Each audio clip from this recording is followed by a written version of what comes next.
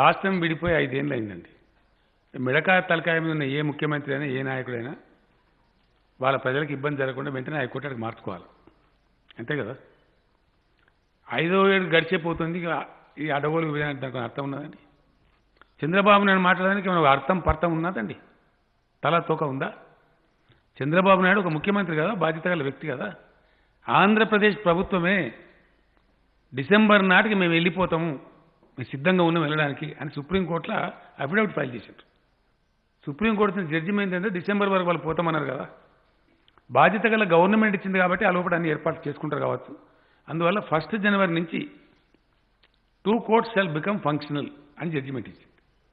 December లోపలనే వెళ్ళిపోతాను affidavit వేసిన మనిషి ఎందుకు తయారు చేయలేదు? కోర్ట్ హాల్స్ ఎందుకు వేసినావు మరి అఫిడవిట్? ఏం కారణం? ఇలా ఎవరి మీద పెడుతున్నావు బదనం? ఇది అడావుడా?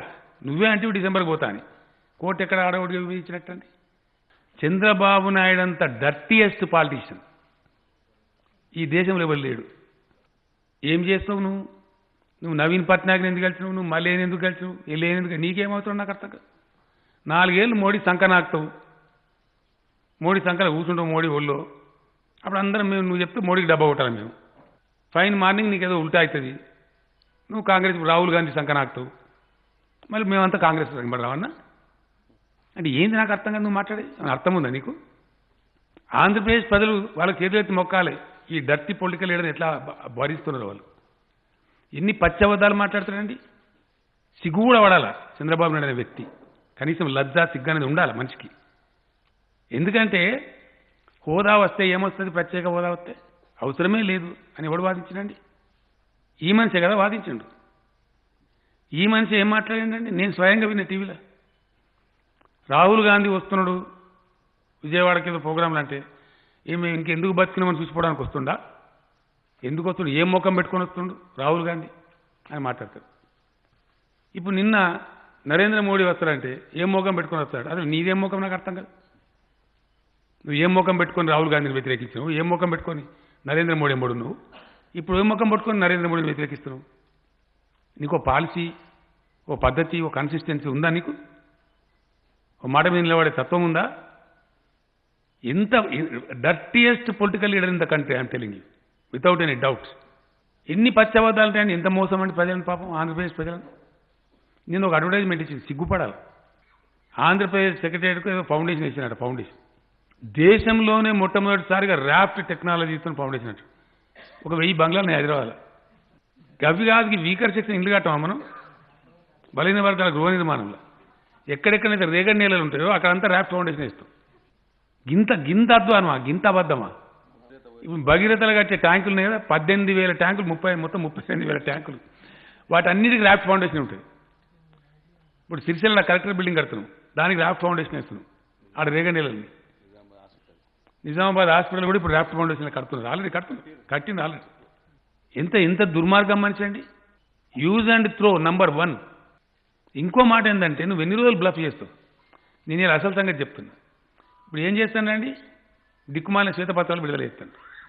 అలా ఏం డబ్బా కొట్టుకుంటాడు? ఎన్నో చేసినట్టు, ప్రపంచంలో ఇక్కడ చేయనట్టు, వేరే రాష్ట్రం చేయనట్టు డబ్బా కొట్టుకుంటాడు. ఇంకో పక్కన నేను ప్రసంగం, నాకు ప్రత్యేక హోదా కావాలి. నీ హోదా కరెక్టా? నీ శ్వేతపత్రం కరెక్టా? ఏది కరెక్ట్? ఏది నమ్మాలా జనం? ఇంత బ్లఫా? ఇంత పెద్ద మోసమా? కేసీఆర్ మనకు ప్రత్యేక హోదా వద్దంటాడు.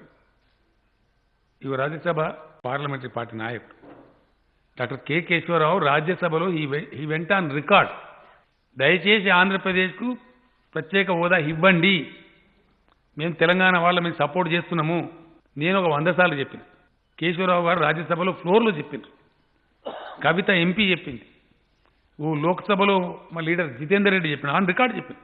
దాన్ని తిమ్మిని బమ్మిని చేసి ఇప్పుడు కేసీఆర్ మనకు ప్రత్యేక హోదా వద్ద. నేను ఎందుకు వద్దంటున్నా? యాక్ట్లో ఒక సత్యం ఏమిటంటే రీఆర్గనైజేషన్ యాక్ట్ సెక్షన్ 94లో సెక్షన్ 94లో 1 and 2 పరిశ్రమలకు సంబంధించినటువంటి రాయితీలు, ఇన్సెంటివ్స్ ఇస్తే 2 రాష్ట్రాలకు ఇవ్వాలి అని స్పష్టంగా ఉంది. మేము చెప్పింది ఏంటంటే పరిశ్రమలకు సంబంధించిన రాయితీలు 2 రాష్ట్రాలకు ఇస్తూ యాక్ట్ ప్రకారంగా ఆంధ్రప్రదేశ్కు ప్రత్యేక హోదా ఇవ్వండి, వెల్కమ్ అని చెప్పినాం మేము. ఇది ఒక పక్క. రెండవది అసలు రాష్ట్రం పచ్చి అబద్ధాల కోరు చంద్రబాబు నాయుడు. పచ్చి అబద్ధాల కోరు. ఎస్, ఏమైందండి? తెలంగాణ ఆంధ్రప్రదేశ్ రెండు విడిపోయింది. విడిపోయిన తర్వాత ఫైనాన్స్ కమిషన్ ఆఫ్ ఇండియా వచ్చింది. వేణుగోపాల్ రెడ్డి గారు మన దగ్గర పనిచేసిన అధికారే దానికి చైర్మన్గా వచ్చారు. మా బాధలు మేము చెప్పుకున్నాం, వాళ్ళ బాధలు వాళ్ళు చెప్పుకున్నాం. ఆయన కూడా దయదలిచి సరే కొంత హైదరాబాద్ పోవటం వల్ల ఒక అపోహ, అతను ఏమైనా పక్క పెడితే పోవటం వల్ల కొంత వీళ్ళకి ఆదాయం తగ్గే ఆస్కారం ఉంటుంది, అందుచేత వీళ్లకు ఒక 5 ఏళ్ల పాటు ఈ ఫైనాన్స్ కమిషన్ రిపోర్ట్ వర్తించని రోజులు కొంచెం డెఫిసిట్ బడ్జెట్ ఉండే అవకాశం ఉంటుంది, లోటు బడ్జెట్ ఉండే అవకాశం ఉంటుంది. కాబట్టి వీళ్ళకు ఒక 24,000 కోట్లు ఈ 5 ఏళ్లలో ఇవ్వండి అని చెప్పింది. యథాతథంగా కేంద్రం దాన్ని అమలు చేస్తూ ఉంది. Where is the deficit mister Chandrababu Naidu? I'm asking you, is it not a fact that finance commission of India has recommended 24,000 crores for you and government of India is giving you that money? అబద్ధమా ఇది? నిజం కాదా? హోదా వద్దని నువ్వే అంటావు, హోదా కావాలని నువ్వే అంటావు. ఏది నమ్మాలి నిన్ను? హోదా అన్నోని జైలు వేస్తానడు, అవన్నీ ఉన్నాయి, టీవీ ఫుటేజ్ ఉన్నాయి. హోదా సంజీవిని కాదు, సంజీవిని కాదు, అదే అంత చేయదు. హిమాచల్ ప్రదేశ్కి ఇచ్చిన ఏమైంది, ఫలాందానికి ఇచ్చిన ఏమైంది అని మాట్లాడి అంటే నువ్వు ఏది కరెక్ట్ అన్నట్టు నాకు అర్థం కాదు. నువ్వు ఫర్ హోదానా యాంటీ హోదా? ఇవ్వని కాదు, నువ్వు ఫర్ హోదా కాదు, యాంటీ హోదా కాదు, నువ్వు ఫర్ చంద్రబాబు నాయుడు. నీ స్వార్థం, పచ్చి స్వార్థపరం నువ్వు. నీ రాజకీయ స్వార్థం కోసం దేన్నైనా బలి తీసుకుంటావు, ఎంతకైనా దిగజారుతావు. నీకు విలువ లేదు, నీతి లేదు, జాతి లేదు. Yes, this is like a person you are. You are before the nation today.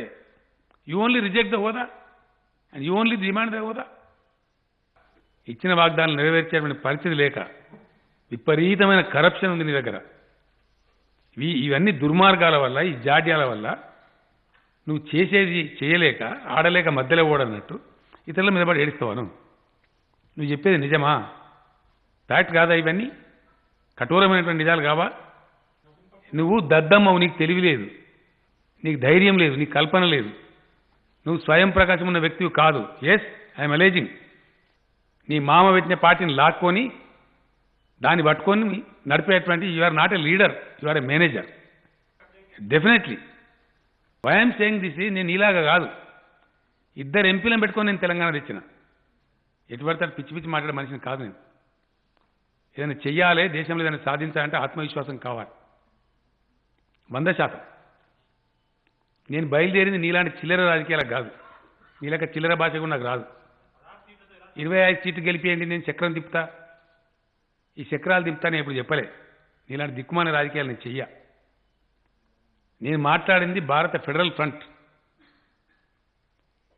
Congress లేని, బీజేపీ లేని ఫెడరల్ ఫ్రంట్ రావాలని చెప్పి నొక్కి వక్కానికి చెప్తున్నాను ఎక్కడ పోయినా. నేను ప్రతిపాదించే ఎకనామిక్ మోడల్ గురించి నీకు అవగాహన ఉందా? పచ్చి అబద్ధాలు మాట్లాడు, మేనేజ్మెంట్ చేసి ఫ్రంట్ పేర్లు రాయించుకోవడం నీకు అలవాటు. రైతుల బాధలు తీర్చాలని ఇలా రైతు బంధు పథకం పెట్టినాం తెలంగాణ. మొత్తం ఇండియా ఫాలో అవుతున్నది దాన్ని. ఇది నేను కళ్యాణ లక్ష్యం పెడితే దాన్ని కాపీ కొట్టినావు. మా ఇండస్ట్రియల్ పాలసీని కాపీ కొట్టినావు, నువ్వు దొంగతనం చేసినావు. మేము కంప్లైంట్ ఇచ్చినాం గవర్నమెంట్ ఆఫ్ ఇండియా. ఆ కాపీ కొట్టి తెలుగు నకలు మానకిలే అకలోని అన్నారు, అది కూడా లేదు. మనలో ఒక వర్డ్ తప్పబడ్డది, అట్నే ఇచ్చింది. అది కూడా చక్రం తిప్పలే, అప్పుడు కూడా ఇక్కడ వినోళ్ళు చక్రం తిప్పిండని రాసిన పేపర్లు. అదో పెద్ద డోకా. చంద్రబాబు నాయుడు 4 వచనాలు చక్కగా ఇంగ్లీష్ మాట్లాడుతుందా? ఇమాన్దారిగా చెప్పును. రెండు సెంటెన్స్ హిందీ మాట్లాడుతుందా? జరాగా ఎట్లా తిప్పాలి చక్రం? ఢిల్లీలో పోయి బట్టికి తిప్పుతావు, నడుతుందా? ఏ బొట్టర్ ఇంగ్లీషా? నేషనల్ లెవెల్లో పాలిటిక్స్ అంటే బట్టిగానే అవుతుంది. ఐటీ కూడా చంద్రబాబు నాయుడు పీకింది ఏమీ లేదు. ఎస్, నాకు సత్యం తెలుసు కాబట్టి చెప్తున్నాను నేను. I know the hard fact. ఐటీలో ఏం జరిగింది తెలుసానండి హైదరాబాద్కి? అసలు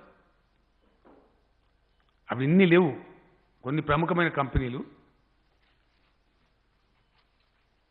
చాలా పెద్దగా ఎస్టాబ్లిష్ అయిన వాళ్ళు అయిన తర్వాత ఏం జరిగిందంటే వాళ్ళ యొక్క బ్యాకప్ మెకానిజం అంటారు దాన్ని. బ్యాకప్ మెకానిజం 2 పదాలు మీరు రాసుకోవాలి దయచేసి, మళ్ళీ కన్ఫ్యూజన్. బ్యాకప్ మెకానిజం అని అంటారు ఒకటి, డిజాస్టర్ మేనేజ్మెంట్ మెకానిజం అంటారు 2 దాన్ని. అంటే సపోజ్ మనం ఇక్కడ మంచి ఏదో పరిశోధన చేసిన కనిపెట్టడం ఉంది, ఇది డిస్ట్రాయ్ కావద్దు. అంటే ఇక్కడ భూకంపం వచ్చినా, ఇక్కడ ప్రకృతి విపత్తు వచ్చినా డిస్ట్రాయ్ కాకుండా ఉండాలి. అంటే ఏం చేస్తారు? సేఫ్ జోన్ ప్రపంచంలో ఎక్కడ ఉంటుందో అక్కడ సర్వర్ పెట్టి అక్కడ స్టోర్ చేసి పెడతారు. డిజాస్టర్ మేనేజ్మెంట్ మెకానిజం అంటారు దాన్ని, బ్యాకప్ మెకానిజం అంటారు. వాళ్ళు ఐబిఎం లాంటి పెద్ద సంస్థ ఫస్ట్ స్టార్ట్ చేసిన ఐబిఎం, వాళ్ళు ఇంకా కొన్ని సంస్థలు, వాళ్ళు రాజీవ్ గాంధీ, వాళ్ళు కాదు, నాకు సత్యం తెలుసు కాబట్టి చెప్పి, ఇది హిస్టరీ. రాజీవ్ గాంధీ ప్రైమ్ మినిస్టర్గా ఉన్నప్పుడు వాళ్ళ యొక్క పరిజ్ఞానం ద్వారా వాళ్ళు ఎంక్వైరీ చేసిన మొత్తం గ్లోబ్. అప్పుడు సెస్మలాజికల్ అంటే భూకంపాలు అతి తక్కువ వచ్చే ప్రాంతం ఏది అంటే హైదరాబాద్ సిటీ, డక్కన్ ప్లేటో. అతి తక్కువ భూకంపాలు వస్తాయి, సముద్రానికి అంత క్లోజ్గా లేదు కాబట్టి తుఫాన్లు, భయంకరమైన తుఫాన్లు రావు. తుఫాన్ ఇంపాక్ట్ ఉంటుంది బట్ అంత భయంకరంగా రాదు, వాషౌట్ కాదు. కాబట్టి ఏ రకంగా చూసినా కూడా క్లైమేటిక్ కండిషన్ కూడా extreme, non extreme, pleasant climatic conditions ఉంటాయి. అంటే వెరీ హెవీ టెంపరేచర్స్ పోవు, ఫ్రీజింగ్ కోల్డ్ పోదు. ఇటు అనేక అనుకూలతలు అని చెప్పి వాళ్ళు గుర్తించి హైదరాబాద్ను వాళ్ళు సెలెక్ట్ చేసుకున్నారు. రాజీవ్ గాంధీ కూడా సెలెక్ట్ చేయాలి. వాళ్ళు సెలెక్ట్ చేసుకొని రాజీవ్ గాంధీని రిక్వెస్ట్ చేసిన, వాళ్ళ దేశ ప్రధాని కాబట్టి, మీ దేశంలో పలానా చోట హైదరాబాద్ అనే సిటీ ఉంది, అక్కడ మేము మా డిజాస్టర్ మేనేజ్మెంట్ మెకానిజం పెట్టుకుని మా సర్వర్స్ పెట్టుకుంటాం, మాకు పర్మిషన్ ఇప్పియండి అని అడిగినారు. అప్పుడు అనుకోకుండా ఎన్ జనార్దన్ రెడ్డి గారు ఇక్కడ చీఫ్ మినిస్టర్గా ఉన్నారు.